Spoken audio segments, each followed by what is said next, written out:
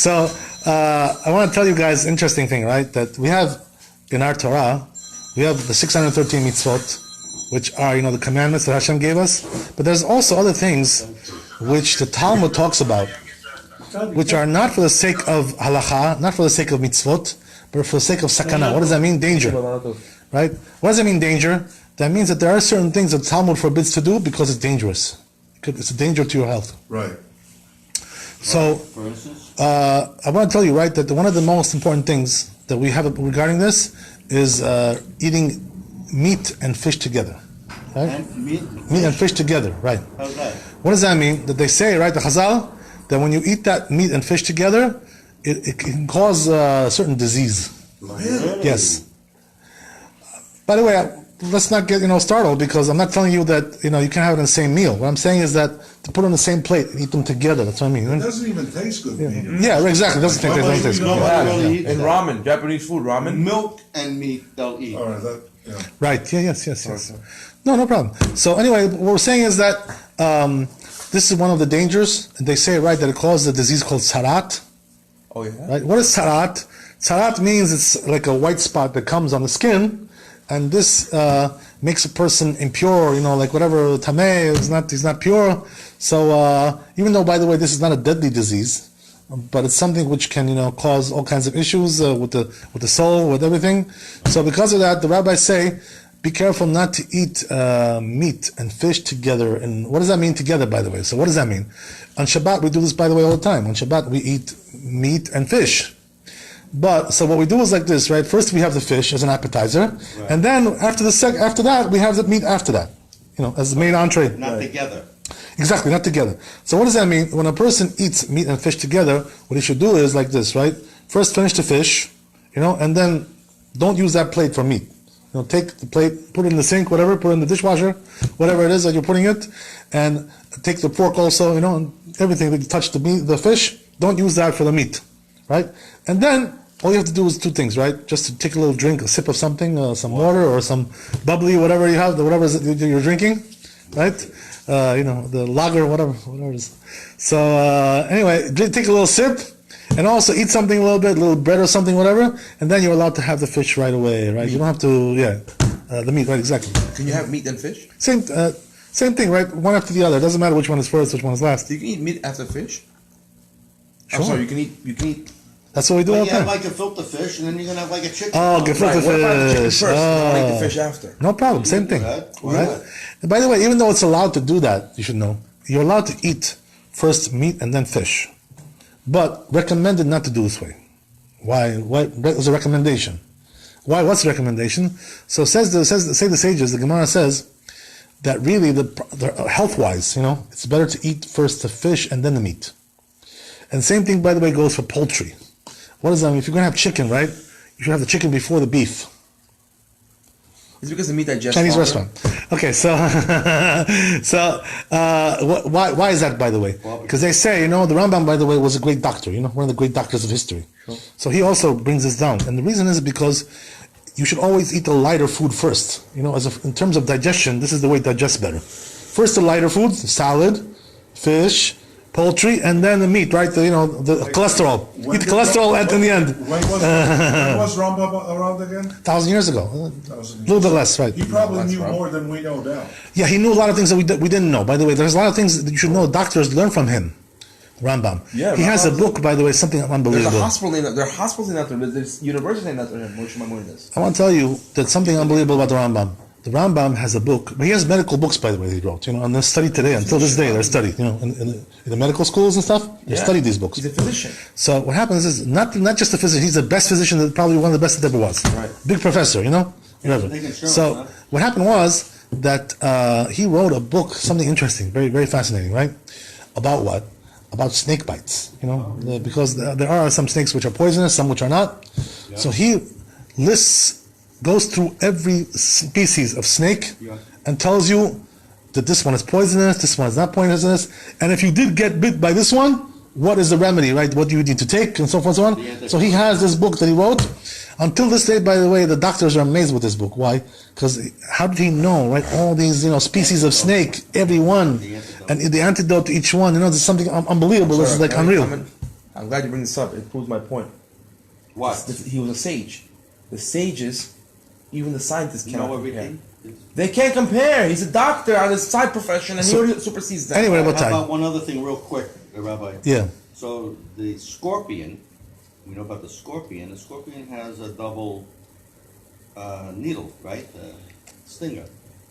And when it stings you, that's what's known as the kiss of death, because when you get bit, it looks like lips, like a kiss. Okay, so let's go on with I time. never So knew that. what we're saying is that like this, right? That the Rambam was a great doctor. So he was the one who also said, like the sages, that a person should eat the lighter food first and then go on to the heavier foods, right? And this is the way, this is the proper way. But in terms of halakha, there's no prohibition to have the opposite way also. It happens, by the way, sometimes you go to somebody's house as a guest or a restaurant, right? And they bring the opposite way, right? First they bring this, and then they bring the lighter foods.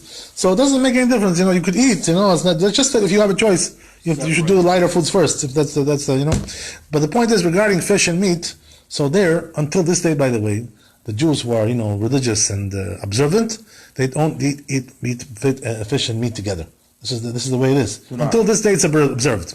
Not on the same plate. They eat it. Right, put exactly. it Not together, but one after the other, yes, no problem. Yes. Put 2 plates and 2 forks. So, what I'm telling you, Rabbi, is that regarding this, Like to filter fish. this, by the way, this rule about meat and fish together, it's written in the Talmud, as we said, and it's also brought down in the Shulchan Aruch. So therefore, it's considered to be halakha, really Jewish law, even though it's not because of the prohibitions of the Torah, it's because of danger. So, but I want to point out to you, by the way, we're going to mention this also later on, but there are some authorities who didn't list this prohibition at all about eating meat and fish together. They skipped over it, as if it doesn't exist. Right? Who was that? The Rambam himself doesn't write this. Doesn't write. Big doctor like this, right? Doesn't write it. Also, the Rif didn't write it. Right? There's also the Magen Avraham, the later authority, who also writes that he says that it's possible that in our times there's no danger anymore to eat meat and fish together. What does that mean? That the nature changed. There are things, the nature, not everything that right, exactly. Not everything that we have today was 2,000 years ago, the same thing. There's a lot of things that changed. The diseases, all kinds of health issues, they're not the same as what it used to be. So therefore, every generation has its own rules of health, whatever. Adapted to. Yeah, adapted to whatever. It could be also adaptation. That's also could be true. But the point is, Rabbi, that the Rambam and the Rif, as we said, they don't hold by this, and therefore they don't bring it down. And it must be for sure that the reason they don't bring it down, and the Rambam being a great doctor, right, he holds that there is no danger anymore in our times to eat meat and fish together. But nevertheless, the reason we observe it, even though the Rambam didn't write it, the reason is because it brought down a Shulchan Aruch. The Shulchan Aruch saw the Rambam, they didn't write it. Nevertheless, he himself did bring it in, right? Why? Because the other authorities hold that there is danger. So therefore, until this day, we still have a custom not to eat meat and fish together. A law. But our discussion is not regarding that, right, tonight. This was just a introduction, basically, because really the discussion is a little bit different. A health lesson. Right? The question is, are we allowed to eat fish and milk together, dairy together, right? Oh. Fish and dairy. Yeah, Right? That's the question. Should be no problem. Okay, that sounds good. So, that's the A question. little chocolate milk's good. By the way, why does this question come up at all? Why would you think that there's some kind of problem there? But So the truth is, considered meat? I'm sorry, Is it considered a meat? a fish? Yes. It's a type of meat, but it's a different Flesh. type. Yeah, it's flesh. Yeah, it's flesh. Yeah, it's meat. I mean, it's a different type. It's a different type of meat. Right. But the point is, Rabbi, that the reason why there is even a discussion regarding this is because there were some doctors who were living about in the medieval ages, 500 years ago, more, and they wrote, with their wisdom, whatever their knowledge that they had, that there's also danger to eat fish and dairy together as well. Just like there's a danger to eat fish with meat, also there's a danger to eat fish and dairy, right? There's also sakana.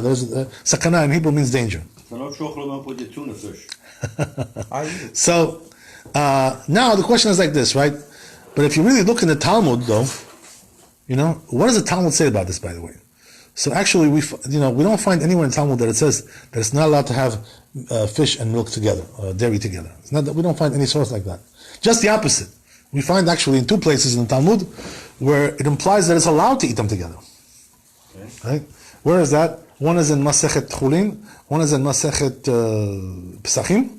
Both places over there, they say that what? That you're allowed to. How do we know that, by the way? There's a case that they bring over there, which is that what? That a person took a fish, right? And he roasted the fish with like some kind of a meat pan, like, a pan which is used for meat, whatever. So therefore what happened was that the fish absorbed the taste of the meat, right? Okay. That's what happened, right? I'll explain to you what that means. When you use a pan that you cook meat in there, right? Season. What happens is that the taste gets absorbed inside the walls of the pan. Season. So when you make something else, it will come back out and give the taste to that food as well. That's what happens, right? A lot of high-end. So therefore, what happens is like this, right? That now this fish was cooked in a meat pan. So by the way, now I ask you a different question, right? What about eating the fish altogether, right? Why? Because now it has a taste of meat inside. It's like meat. So maybe this is the prohibition of eating meat and fish. Also, this issue, right? I will So tell you though, it'll be yeah. more fishy than meaty. Okay, if you know what I mean. Okay. By majority? So I'll explain to you how it works. It goes like this, right? That the truth is, I ask you a question, right? In general, is a person allowed, as according to the prohibition that we just stated, right in the beginning, is a person allowed to take a fish and cook it in a meat pot, or is that prohibited? Maybe you shouldn't have done that at all, right? So what's the halacha? The halacha is that if the pot is clean, he cleaned it afterwards, he brilloed it, whatever, scotched it, whatever. Yep. So once he cleaned it, he's allowed to use that pot for fish. Okay. But the taste of the meat will come out and give the taste to the fish. We don't care about that. You know why? Because when we say you're not allowed to have meat and fish together, we're talking about the meat itself, not the taste of the meat. That far we don't go. We don't go that far. You understand? So therefore, there's really no prohibition to use a fish with a meat pot. But what I'm telling you is like this, right? That says the Gemara something else. If you made that fish, right, with meat pot, so you're not allowed to eat that fish with dairy. It says, right? What does that mean? Don't now have it with butter or something, whatever, Because, fish and butter together sometimes can be very nice. Very nice combination, right? Whatever. They cook it in they melt butter over it once they fry it, whatever. Yeah. They fry it in butter also. All kinds of interesting things, right? Ask the chefs, right? They'll tell you how to do these things. Nice. Yeah, nice. Yeah. So the point is, Rabbi, that says the Gemara that you're not allowed to eat that fish because it has a taste of meat. You're not allowed to eat it with dairy. So what do you see from there, by the way? That if it wasn't for the fact, not mixing the meat with the milk. Absolutely, but there you see also implication. There's implication over here. What's the implication? If it wasn't for the fact that it was meat, the taste of meat in the fish, so it would be allowed to have the fish with the milk, with the dairy. Why? Because the only reason why it's not allowed is because it got the taste of the meat. So therefore, you see, what's the Gemara telling you? That you're allowed to have dairy and fish together. That's what it's telling you. You see the deduction? Separate pans. You gotta be a little bit sharp to catch that. Okay, whatever. So what is the Gemara telling you? That you're allowed to have dairy and fish together. That's what it's telling you. Even though it doesn't say it explicitly, that's what it means. The same thing, by the way, in the other Gemara, the same idea over there. So what do we see from there, Rabbi? The Gemara itself says, right, the Talmud says, you're allowed to have fish and dairy together. So therefore the sages were not concerned about this health issue there, with this thing, right? That's clear. So if that's the case, now comes the doctors, right? And start to say there are things. There's a danger there involved. By the way, I want to explain to you what the danger is. In other words, we said, right, that it causes this disease called Sarat. So the reason why it does that, the doctors explain, same thing, by the way, with the meat and the fish as well, that these two foods are opposites, and they don't go well together. Why is that? Because one warms the body and one cools the body. And these two opposing forces of warming and cooling the body, this is what causes the disease. That's what they claim, these doctors. Understand? It has two diverging effects on the body, and the contrast causes like I guess you could call that like a mutation kind of thing. It starts to change the body, in a different way. And by the way, this is why also a lot of diseases occur, like lo aleinu, cancer, What is really cancer? It's like the cells start to change, Right. to mutate. Abnormal Right, exactly. cells. Exactly, abnormal cells. So here also, they're telling you the same thing, right? That this cold and hot together is causing some kind of abnormal reaction in the body. The body doesn't like that when it's together. And this is the reason why, it has this problem. Okay. So anyway, Rabbi, what does that mean according to halacha? Right? We said the doctor is one side, the Talmud is on the other side. Two diverging opinions over here. But we also have another thing, right? Which is what?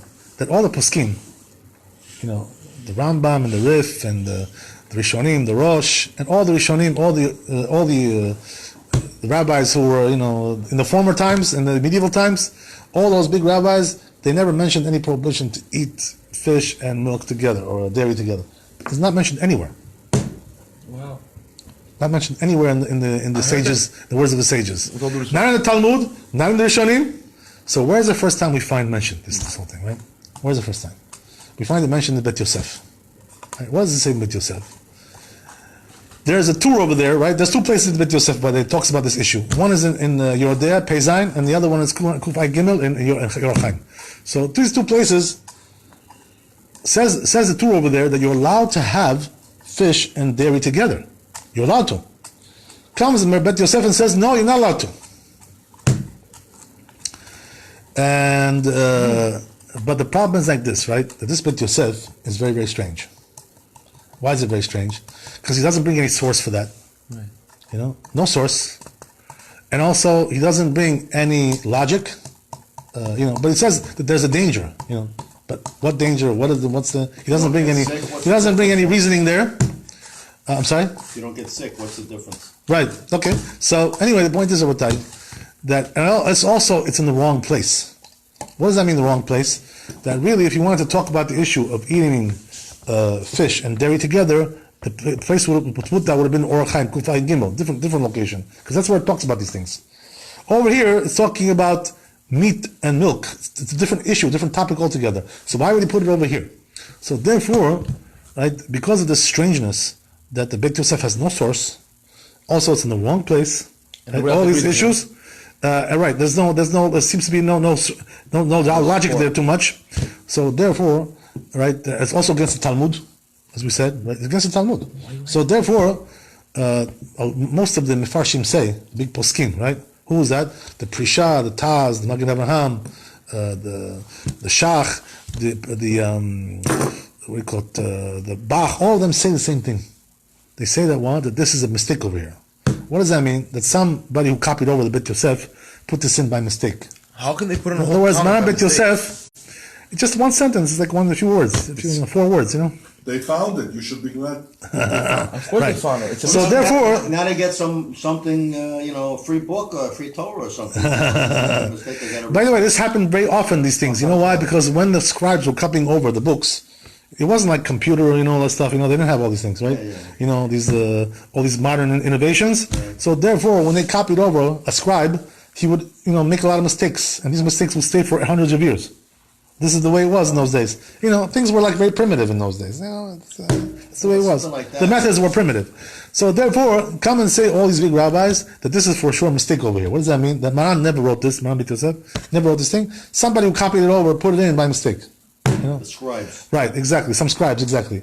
So therefore, they say that the halacha is not like that. The Rama also says that. The Rama also, same thing. Many poskim say the same thing. So therefore, they say, right, that there's no reason to be concerned about this. About having fish and milk together, there's no issue at all, and therefore, you can eat with no reservations. No problem. So what happened was, right, that this should have pretty much settled the issue, right? It should have settled everything. But unfortunately, what happened was that because of these doctors, who had their opinion of that there's a danger involved, so actually these doctors found their way into also the books of the rabbis as well. There were some rabbis who also adopted this opinion, right? And therefore they said, because the doctors say so, we shouldn't do it, right? So in cases like this, by the way, when there's a dispute between several doctors, and all these rabbis. So usually we go like the rabbis. That's the way it is. You know what I mean? Usually we don't listen to the doctors unless it's something which is like universally accepted. Like by every doctor or whatever. But when it's just some few doctors, these doctors could be wrong. Doctors make mistakes also. That's the way it is. They'll tell you yesterday they told you this, now they'll tell you something else. Every day they change their theories. It's like that's the way doctors are. Yes, before they told us that salt is no good for you, now they're telling us salt is good for you. Everything is every day it's something else with these people. That's the way it is. So you don't have to be concerned about every doctor what he tells you. If it's not something which is accepted, it doesn't necessarily mean that he's right. You have to get a second opinion, third opinion. That's why they say, right? If you're getting a procedure, in a hospital, so don't go just with one doctor. You could be mistaken. You could risk your life because of him. He tells you get surgery. Oh, thanks a lot. They kill people every day. Yeah, that's what it is. Yeah, it's true. It's true. They kill people. With their poor advice, with their poor judgment. They kill people. And by the way, we need them also. But what can you do? We need them. They do also a lot of good things. But I don't mean to disparage doctors. But anyway, the point is, Rabbi, that this has come into a lot of the literature, in also the rabbinic literature. This prohibition, so-called prohibition, right? Whatever. So the point is, what do we do over here? So the truth is, as we said, right, that we should now say, right, that this custom has no source in Judaism. So therefore, there's no reason for us to keep that.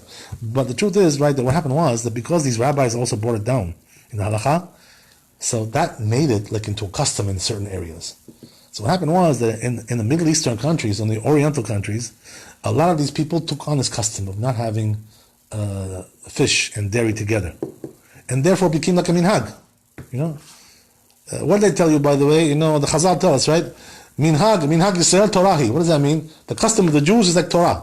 What does that mean? Once they take on the whole community, a certain custom, they have to keep that custom, whatever it is. So that's the reason why, therefore, a lot of communities actually are very particular about this. They don't have dairy and fish together. Which communities, for example? Right? Most of the Sephardi communities, and also Hasidic, communities as well. I remember in the old days as a kid, I used to hear that, don't drink milk with fish, it's going to poison you. Yeah, that's where it comes from. I don't know. I understand it's through minchag. My father always taught me, you can eat it, no problem. Wow, your father taught it to Don't you. you have chocolate milk? My father told me I can also eat a sandwich? horse. Chocolate milk with tuna fish? No, I never had You it. never had that? What about lox and bagels with cream cheese? Yes, with chocolate milk. Do you eat it? No? Do you eat fish and cheese? Bring me and I'll show you if I eat it or not. There are certain things that just taste awful to me. Cheese. Bring me one. Okay. So, Lox and cream cheese is actually popular, he's right. I That's eat it. it. You don't eat it?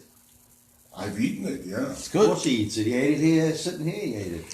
so Rabbi, we also find, by the way, that the same dispute goes on as well as in the contemporary rabbis as well. In other words, the last 200-300 years, also there's been like a big dispute amongst the rabbis, whether it's allowed, it's not allowed to do this, custom, there is a custom, there is no custom, whatever, all these things we have going back and forth, right? Who do we find, by the way, who allowed? The Chida was one of them, right? The Chida also says, Sephardi posek, right? He says that you're allowed to have it, no problem, because the Talmud says so. You're allowed to have the coins in Talmud, you're allowed to have it. We'll have to go now asking every doctor, this doctor, that doctor, There's no end to these things. I did want to ask you before I forget about what's this idea behind fish with no scales? Like, what's the reasoning for that? Yeah, what? There is no reasoning. It's something, a commandment from God, There's no logic to that. Oh, there's no no- logic to it. No No. wheels, baby. No. But you keep it, right? Huh? You observe it, right? What do you think? But also, what they say, some rabbis say. What's the that question? Tuna fish. But the only tuna fish fish is without- not kosher either. But wait a second, the only fish without scales is a And eel. they're a free fish. I disagree with you. And they're a There's free many without scales. Right. Sharks don't have scales. We don't eat Can't eat shark. them. Sturgeon doesn't have scales. Sturgeon. Sturgeon's kosher. There's many fish that don't have scales. Sturgeon? Surgeon's kosher, right? Oh, No, it's not. not kosher. Not kosher. Sturgeon's not we don't kosher? eat. Doesn't have We scales. eat No. salmon. We eat. Salmon is good. You're good. But Salmon is good. scales, Protect the fish from getting Sable? pierced. I'm sorry? Sable. Sable is good. You're good. Sable is good. You know what? What else do we eat? I'll tell you something that how the people who come from Russian descent, they like to eat ikra, the Ikra, yeah. caviar, Black right? one, it's not Right. kosher. So the black one is not kosher. You know why? Because it comes from sturgeon. Right, This is sturgeon. eggs from the sturgeon. Right. So therefore, it's not. The red one is kosher because it comes from salmon. Not Well, it doesn't necessarily. have to come Oh, from. yeah, That's what usually A is. lot of fish have eggs. I'm sorry. Right. Yes, but these are the good ones. These are the quality ones. You know what I mean? The common in Russia, the common ikra is the red one. I used to eat it every day growing up. Right. So the black caviar is not kosher. You take the caviar, you take the fish, Have and you ever sack had it, the black you caviar? fry the whole thing. Ever? The whole The sack. taste is simply unbelievable. The black. Oh, it's incredible. I see it all the It's a time. big delicacy. Like from It's considered to be a big Expensive as delicacy. hell. Little jar like this You is used to like destroy it, I know. $1,000 now. But Rabbi, getting back to what we said, Better than gold. I used to buy like that there are many actually fish without scales. There's many species without scales. Right? As we said, sharks and all these things. There's not a lot of fish. What is that other What about fish? catfish? I think it's not kosher. bottom feeder. Catfish is not kosher. No, No. not kosher. No. What about that other fish that's very common? Carp? It's fat. It's What? Nilus? Nile? no Sea bass. sea bass. Bass is kosher. Bass is Bass is kosher. kosher. What's the river fish? It's very heavy. No, Rob, it's most kosher. river fish are kosher. Maybe. Anyway, by the way, what you asked about, right, Mark asked about the issue of tuna, right? So the truth is that what you're saying also has a lot of truth to it. You know why? Because there are several species of tuna. Yes. You know, and there are some species which are not kosher. Really? So therefore, you got to be careful. You have to be very careful which tuna you're eating. So yellow and blue is okay. The albacore is okay. The albacore is okay, yeah. But there are some species, and by the way, what happens is like this, right? That's why you got to be careful with tuna, because when they catch the fish in the sea, they have like a big net, you know, and they catch everything. So comes up there also tuna which is not kosher, so it can get mixed in with the kosher tuna, you know, in one pile. Corpus. You got to be careful Why with are that. some family of tuna fish that are not kosher because of the scales? They don't have scales, yeah, yeah. That's Rob, what it there's a is. fish in the sea that has scales, but when it comes out of the water, it shakes itself and it comes off the scales. Never. Yeah, that's probably kosher. It's good. But you know, there's also a rule, by the way, if you want to know, just for knowledge sake. It's not a discussion over here, but the rabbis say that if you find scales on the fish, that means even though you don't find fins, it does have fins, just it maybe got knocked off or whatever. So you can assume that it has fins. You understand? So when you have scales, you can assume that there's also fins there. But when you have fins, doesn't necessarily mean you have scales. That's not the case. Rob, okay, question. Why can't we eat chicken and cheese? Because it's meat, and the rabbis, it's a rabbinical gezerah. You shouldn't come to eat also beef with cheese. So therefore, they also made it to kind of on chicken. But it's not as a safeguard, you know. Have you ever tried cheese with meat? Yeah, of course. I accidentally had it once. Tastes great, huh? I'm not a big It fan. tastes absolutely horrible. I don't know how people can eat a cheeseburger. Why would you even want to do that? Tastes It's delicious. psychology. By the way, I know people that don't keep any kosher, and they can't have a cheeseburger. Their stomach just Okay. doesn't Yeah, you work. want to throw up.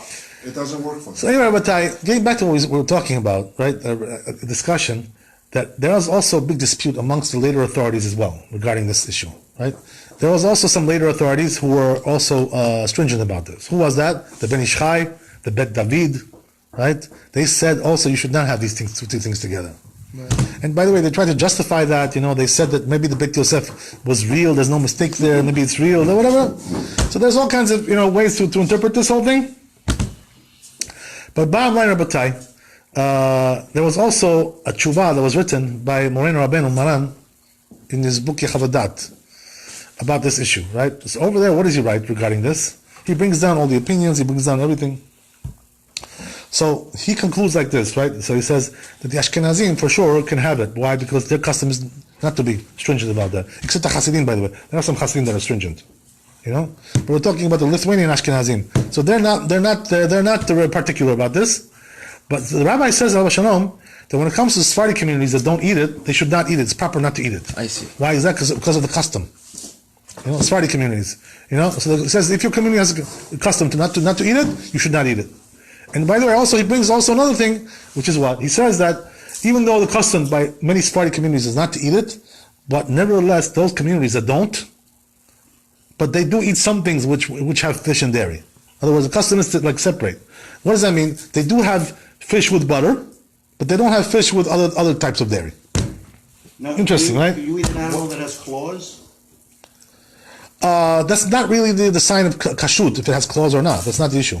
Well, with the beef, it's the hoof. Right, exactly. Yeah, cloven hoof. So, anyway, Not Rabotai, claws. I can't give you a law. let's get our claws into this subject over I here. can't Right? give you a Alligator. law in front of him, Like alligator or or I'll something. die. I'll get it. Oh my God. Go to China if you want to eat that stuff. They have it over there. Kosher. It's an So, reptile. Reptile. What do people in the Amazon do? They can't even raise The pygmies aren't kosher. a cow or anything there, so they're stuck eating snake and. You have goats in the Amazon, in the Huh? mountain. You have goats in the mountains. Not in the Amazon. It's good. Okay. In Morocco, in Morocco they have huge locusts that are kosher. Can we talk about that real quick? Insects are kosher. Let's go later. Insects are kosher, right? You can eat insects. No, they're not kosher. Generally, they're not. No. So anyway, Rabbi, as we said, there's a big dispute. So now the question is, what's the halacha for us? Us plain old folks. After we have all this knowledge now, what does that mean for us guys? Bottom line today, nowadays, right? You go to Main Street, you go to the bagel place over there. Can you get the bagels and lox? We have to avoid that. That's the question, right? That's the issue, right? So the truth is that we wrote several years ago when we were writing about this. Also me and also some other friend of mine that were in the yeshiva over there in the Kollel, Chavadat. So we both wrote pretty much the same thing, right? That even though there are some who are stringent about this, we concluded that for sure the halacha is that you're allowed to have these things. There's no question about it. Right? There's no scintilla of a question left anymore. Why? So I'll explain to you why that is, right? Number one, if you're going to tell me, right, first of all, we have to tackle the issue with the Rabbi, Shalom.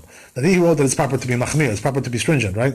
So the truth is that, already said Rav Mashash, Rav Mashash was the chief rabbi of Yerushalayim. So he said, right, that what the rabbi meant to say was that not as it's prohibited, but it's proper to be stringent. In other words, as a safeguard, not as a halacha. So he's not obligating you over there to be stringent. He's just telling you that, to safeguard yourself, proper to be stringent, whatever, if it's your custom. So it's not telling you that it's really prohibited. So why am I telling you that? Because, when we say that it's allowed, that doesn't necessarily mean that we're going on a head-to-head argument with the Rabbi of Shalom, Maran. It's not true, really. It's not really a head-to-head argument here, because there is a way to say that really the truth is he never said that it's prohibited. That's really the truth. He never said that. That is the truth. So therefore we don't have a problem with that. But there's also other issues right here that come into play. I'm going to explain to you, by the way, what we discovered, because we researched this quite extensively. So what happened was that we sent a letter to the head doctor of the hospital in Jerusalem, right, was Sharet Tzedek, right, one of the big the hospitals over there. So we sent. This guy's a professor. His name is Steinberg. Professor Steinberg. Big doctor, whatever, big shot. So we sent him a letter. The letter goes like this, right? Please explain to us, right, honorable doctor, professor, is there any documentation nowadays in the medical literature that there is a danger to have dairy and fish together, or does not exist anymore? That's a question that we sent him. So we got an answer, by the way, fairly promptly.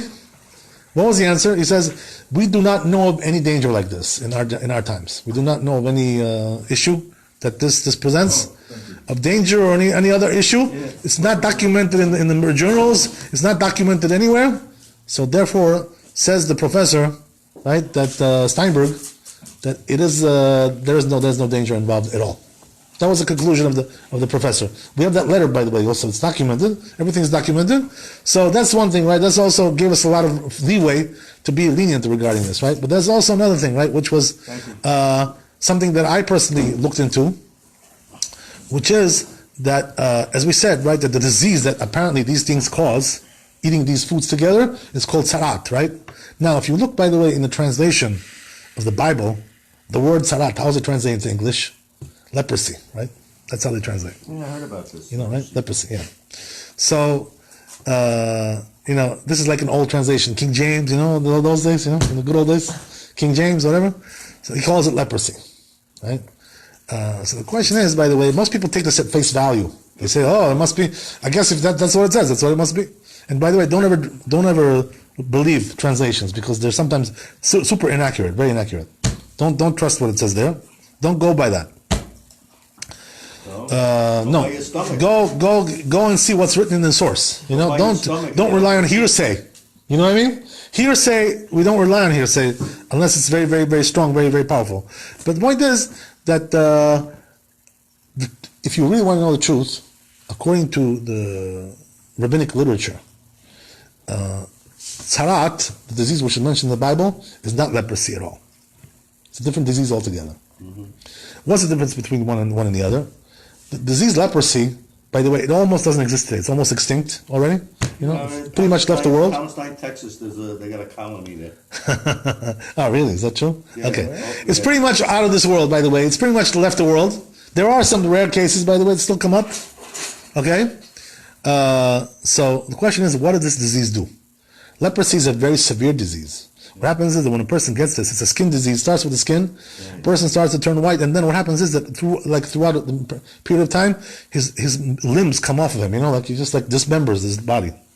Becomes amputated. You're right. Yeah, exactly. Just rots away. Yeah, that's what it is. Yeah. So this is like a deadly disease, by the way. Leprosy is deadly. Person gets that, he has no chance to live almost. It's like a sepsis. How long does it take to die? I'm sorry? It could take a couple of years. Gangrene. Yeah, it goes slow. It's a slow process. So they found a cure for it? That's why it's extinct? I think that the reason is because they just, you know what it is? You have to prevent it spreading by not touching them, whatever, not being close to them. And that's why they used to put them separately, by the way. They used to put them on islands, these people. Leper colony, to keep them away. So therefore, it seems like what they do, they succeeded in killing it by not having a transmission. And that's the way they... I hear that Sarat is actually a spiritual disease. It's all the people that And it cannot be achieved normal that spread Okay, the so, disease, not the ones that take the shot. So Rabbi, as we said, that Sarat is not leprosy. Why is that? Because Sarat, if you look in the rabbinic works, you find over there one basic idea, right? That Sarat doesn't kill you. It's not a deadly disease. It's basically more like a spiritual problem. What does that mean? That a person does certain sins, and they could cause him to get this disease, like Lashon Hara, all kinds of things like this. And this is the reason why a person gets this disease, and it's not deadly. So what does that mean? The truth is, right, the Chazal say that a person who gets Sarat is considered to be like he's dead. Not because he's going to die, but spiritually he's dead. That's something else. It's a different discussion. He's not physically going to die. It's never going to kill him, this thing. He's going to live out his life. But the problem is he's got all kinds of spots on his, on his skin, and he's also impure, ritually impure, whatever. But in terms of his health, he's going to keep on living. It's not really. So therefore, this correlation between these two things, there is no correlation. It's zero. There's no correlation. And by the way, there's also another thing, right? Which is what? That whether you call it leprosy or you call it sarat, whether you call it, both of these diseases don't exist in our times almost. Both of them are non-existent. By the way, why is it that sarat is non-existent in our times? Because sarat is only exists if it can be affirmed by a kohen. A kohen has to diagnose it and say this is sarat. If he doesn't say that, we don't call that sarat. You know what I mean? So therefore, we don't have this diagnosis today. We don't have all these things. We don't have a tradition regarding this. How to diagnose this? How to affirm? How to not? Right? All these things. We don't have any tradition regarding this. So therefore, the truth is, Rabbi, that whether you call it leprosy or you call it this, or these things in our times are almost non-existent. Right?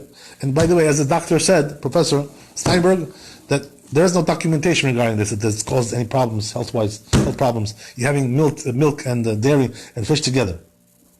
So therefore... So wait, so you're talking about a disease like what the pineapple face has down in Panama? Is that what you're talking about? I don't know what that is. Well, he's got all these bumps and everything on his skin. Okay. No, that's something else. We're talking about white spots. Yeah, white spots, yeah.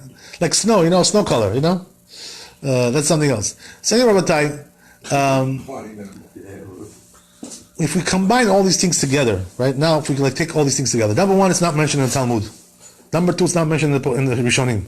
Number three, it's not mentioned in the Torah or the also in any other former authorities. Not mentioned anywhere. This kind of thing. The only place it's mentioned is in Bet Yosef, and over there, even the authorities say that this is a Taut Sofer. What does that mean? It's a printing error, copy error, right? So therefore, because of all these reasons, and also it doesn't exist in our times today, this disease. Right? It has to be diagnosed by somebody. And by the way, there was actually a case where somebody came to one of the big rabbis of our generation, Rabbi Kanievsky, and he told him like this. He said, "You know what?" Shows him his hand. He says, "Look, I have white spots." He says, "Is this sarat? Is this what it means, sarat?" Right? So you know what the rabbi answered him? So the rabbi answered him, he says, we don't know because we have no way to diagnose that. We don't have a tradition to diagnose. So he says, therefore, we cannot affirm or deny whatever, that we have no, so therefore, it doesn't exist in our times because we have no way to affirm that. So the truth is, Rabbi, because of all these reasons, and also we don't find it, by the way, very often that somebody has these kinds of spots. We don't find any of these things to do nowadays. Don't worry. Don't worry, be happy. Okay. So, so anyway, Rabbi, because of all these reasons, and also because we said, right, that there's no source in the Talmud, there's no source in the works of the sages. So therefore, there's no reason, now to go and to be machmir. There's no reason really for anybody to be makpid, to be stringent about this. Whether he's Sephardi, whether he's Ashkenazi, whether it's Hasidic, where he has peot, doesn't have peot, doesn't make any difference what you are, who you are, where you are.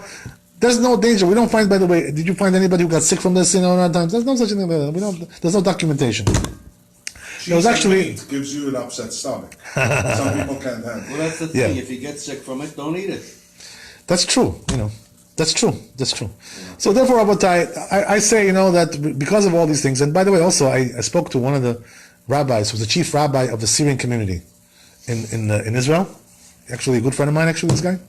So he also told me the same thing. He said that, his name is Rabbi Siton. So Rabbi Siton told me, in the Syrian community, they said we eat these things together. We have no qualms about that. Same thing, by the way, Rabbi Shash, who was the chief rabbi of the Moroccan community. He also writes, right, that the custom by then was to eat it. So therefore, really, it seems to be like there's no basis to come and say that this should be prohibited to anybody. But the problem there's no real nothing to hold on to here. I think the problem is this: it's whether you get red or white wine. But okay. I still don't understand the reasoning behind the hook, the split hook. Hoof. The hoof. Let me explain to you something, by the way. Yeah. This is something I talked about downstairs on Shabbat. Mm-hmm. That there's a midrash, very powerful midrash, that talks exactly about these questions. Yeah. So there's issues of kashrut. That when a person slaughters an animal ritually, he has to do it in a certain way. What does that mean? That if it's a mammal, he's got to slaughter it. First of all, you can't slaughter it from the back. You have to slaughter it from the front. If you do it from the back, it's not kosher. Treif. You know that, right? Why is that, by the way? What's the reason why? I don't know. You're causing it to drain the blood. Remember you told me when we were kids that most of the meat that comes into New York City is actually already kosher? Yeah, I heard things like this, but this is not something you can rely on practically. Yeah, you can't depend on it. Yeah. Well, there's no way of doing it anyway because the federal government doesn't monitor that anymore. Okay. They leave it to the rabbis. So anyway, if you do it from the back, not kosher. Why is it not kosher? What's the reason why? Because you're breaking the bone. So what does that Causing mean? pain. You're not cutting the Causing pain. Okay, that's not exactly the reason. You know why? Because when you break the back, when you break the spine, by cutting from the back, that means it becomes a trefa at that time. So therefore, it's once you slaughter it. Before you slaughter it, why would anybody start from there? Because most people. That's the question. if you don't know, you don't know. It talks about these most situations. places that have the cows, when they slaughter them, they put the head into the thing, and then the hammer comes down and cracks the neck. So what happens? Yes, but not the Jewish, right? The Jewish not. So the point is, Rabbi, We're hoping not. I hope not, right? Don't. So we don't do that. Right? We don't. wouldn't if we had a backyard. But you don't know where it's coming from. No, we know because there's supervision. Otherwise that's what we're relying I get on. my meat where I see the lamb, then they kill it. So What about a cow? Rabbi, Or College Point, they do that. there's also another problem. Places all over the Even if you cut from the front, it still could be not kosher. Why? Because you have to cut two of those simanim, right? What does that mean? Two of those nerves you got to cut, right? Two tubes. You got to cut the food pipe and the windpipe. If you didn't cut those, while you're slaughtering it? yes. If you didn't cut that, it's not kosher. You understand? At least the majority of those two pipes you got to cut. The majority. If you did the majority, kosher. If you didn't do the majority, not kosher. So, therefore, right, every little thing makes a difference. Like if you cut only half of it, not kosher. If you cut a little bit more, scintilla more, it's kosher. So, you see all these details? What about a chicken? Because there's supervision. What about a chicken? Chicken is a little bit less. Why? Because since it's a bird, it doesn't require to cut both pipes, just one is enough. Just chop the head off. No, just one pipe is enough. right? Chopping the head off is no good. That's not kosher. But if you cut one pipe, it's good enough. But with the mammals, you need 2 pipes. Oh, really? If you just slice the head off of the chicken, For sure, not kosher. It's not kosher. No, because you gotta cut. You can't chop. Chopping is not kosher. So what about a Don't you deer? raise the neck and slit it? Sorry. You raise the neck and you slit it. Doesn't really matter if you raise it or not. You What see we're saying is the that pipe and you you go- gotta cut the right place. That's the issue. So, anyway, Batai. What about deer? Venison? Deer is mammal, so it goes according to the first rule that we You have stated, to right? raise that though, right? It's not like you can't go. You're not allowed to hunt. But can you hunt? Why not? Not on Shabbat. But, No, not on Shabbat. Tuesday. I'm saying people could Tuesday you can hunt. Back in the old days, everybody hunted anyway. right. If I shoot a bullet through Yeah. the windpipe and the hole at the same time, No good. You have to cut it with a knife. And also, by the way, That's what I'm Batai, saying. How do you do that if you? because you can't hunt, you can capture. what you do is you gotta catch it first and then cut it. You gotta cut. Who cares if it's illegal? You can't we'll leave capture it. something. We'll leave it to Ted Nugent. Okay. No, but they have. You can buy venison. You can. I know ox. They Okay, have what oxtail that's kosher at Aaron's. It's a cow. Ox. It's a bull. So anyway, Batai, what we're saying is like this. There's also another thing, right? Which is what? If you cut in the wrong place, a little bit too high, a little bit too low, also not kosher. Has to be in the right area. There's a certain area there, that only that area is kosher. Also, if you cut with a knife, which has a little bit nick there, a little nick, it's not totally smooth, not kosher. I don't know. Has to be totally smooth knife. So if you don't have all these conditions, the animal's not kosher. Now, it says the Midrash, obvious question, right? Which is David's question, basically. What does God care about this? Like all these things. Yeah. Does God really care if we cut most of it, or 50%, or 51%? Midrash actually poses this question. Yeah, this is David. You must have been written by David, this Midrash. Okay, so that's what it says, right? There must have been David over there, some David. So, that's what the Midrash. What does God care about these things? What does he care? Let's just open up the stomach, cut the stomach and open it up and like that. Why have to do the neck with it at all? Who told you to do the neck? Let's do cut it open, yalla. Just put a bullet that's in it. his head. Right, just split it in half. So why? That's what the Midrash asks. Who needs all this stuff? God needs these things. I don't even know if he was thinking about it. So Was he? what's the story? So it says the Midrash, a very amazing answer, right? The chidush, a novel idea here, right? Which is, by the way, 100%, obviously it's true, but what I'm saying is 100%, there's a big lesson to be learned from this. Because HaKadosh Baruch Hu gave us a lot of mitzvot, the Jewish people, So why? Why all these details? These little details. This is allowed, this is not allowed, this is allowed, this, fine hair, going with a comb, fine combing everything. Why do you need this for? What? Control of the people. Control the people. So it says in Midrash Yeah, that that's what it is. all God wants to see is loyalty. In other words, that you follow His rules. All right, then. You understand? That's what He wants to see. That if you're loyal, if you follow His rules, that means you consider Him to be really God. But there are other things that you can test your loyalty. It doesn't have to be. That's what He wants. That's what He wants. He can. There's all sorts of things. So that's what He wants. He wants to test you with these things. So therefore, these details to Him means nothing to Him, to God. These things, it's for you. What does that mean? To make you into an obedient person, a person who can follow rules. Even the prohibition, even prohibiting us to eat pork. Even Same thing. All these things. Yeah. What difference does it make? There are some pigs that have a split hoof. Am I right? All pigs have split hoof. So anyway, Batai, No, it's one thing. But there are some that have it. a person has to know that. There is a debate behind duck, I think. Duck is okay. It's okay. You're okay with duck. Bird. Geese is okay. Also okay. Goose is also okay. So Batai, what I'm telling you is that it's an amazing thing, right? That's what the Mishnah says. That's HaKadosh Baruch Hu l'zachot Yisrael. The HaKadosh Baruch Hu wanted to give merit to the Jews. So therefore give them a lot of Torah mitzvot.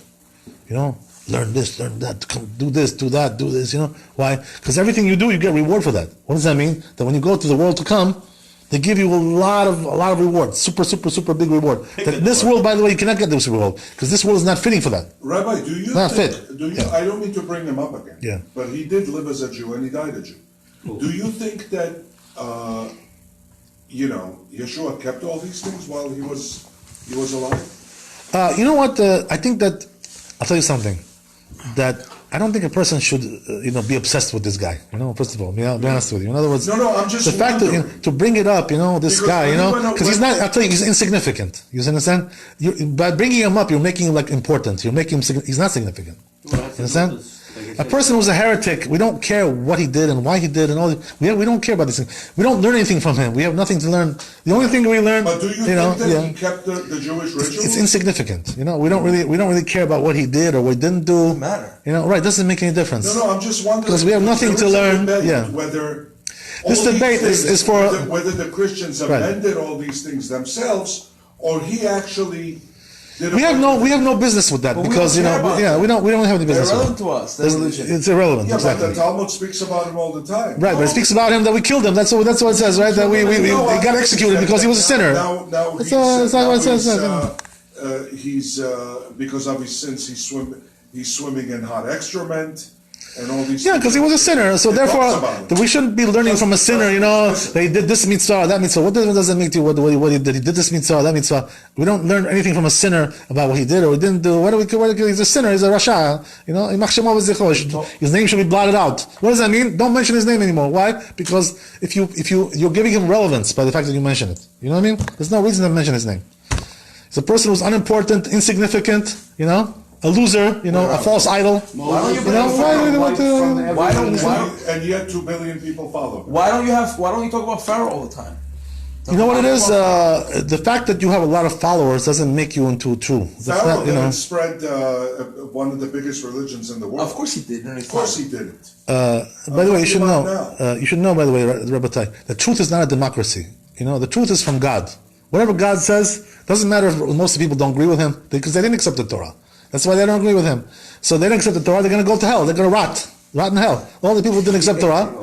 So what's going to be with them? So we should care about them with 2 billion or 3 billion. What difference does it make? There's room enough in Gehinnom. They say in Chazal, there's room enough in Gehinnom in hell for all those sinners. Everybody. There's room for them. Don't worry, they won't be crowded there. There's going to be room for everybody. I wouldn't bring him up Yeah. if he was one of the Roman leaders or somebody like this, or King Arthur. Yeah. I only bring him up because this guy is responsible Yeah. for spreading one of the biggest religions in the world. Right, but since it's a false religion, we have nothing to learn from that. You His understand? followers spread it.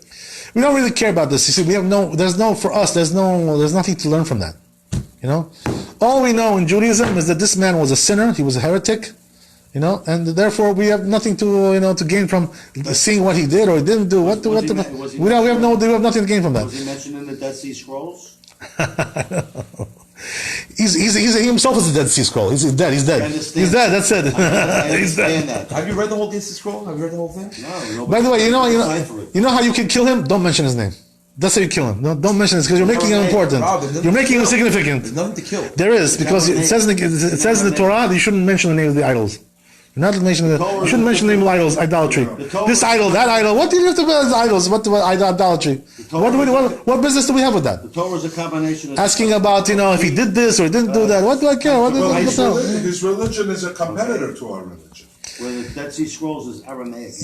But you see, the thing is that we don't give significance to something which is false. That's not really the way of Judaism. You have to. Falsehood is not something which you should study. And analyze. Why is it this false? Why is this false? People that can read that. It's like, there's no. it's like Sumerian tablets. People that could just go read it. Okay, Rabbi, thanks for coming. So if you want to get me a bagel with the cream cheese and lox, I'll be glad to take it. No problem. So Rabbi, That's the bottom line. Chocolate milk. Rabbi, God bless you.